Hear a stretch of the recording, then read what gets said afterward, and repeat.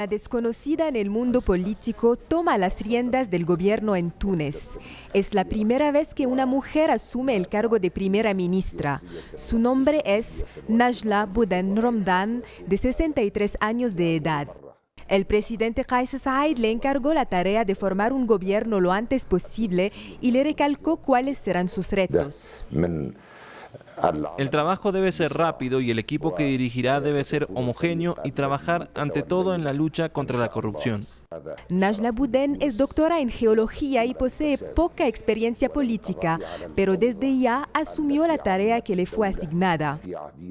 Hoy tuve el honor de ser asignada por el presidente Kais Saied para liderar el gobierno de Túnez y determinar su composición lo antes posible.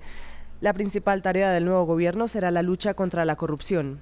Le pedimos a Dios que nos conceda éxito. Su nombramiento demuestra la desconfianza a la clase política tradicional por parte del presidente Saied. Su llegada al cargo se da 2 meses después de la destitución del anterior gabinete. El 25 de julio, Saied suspendió el Parlamento y asumió los plenos poderes. Desde entonces, cientos de tunecinos manifestaron su rechazo a este golpe de fuerza y el mandatario ha estado enfrentando una creciente presión, tanto local como internacional, para formar un ejecutivo.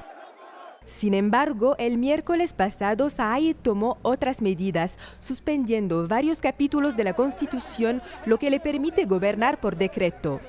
Dichas medidas reforzaron sus poderes y debilitaron los del primer ministro.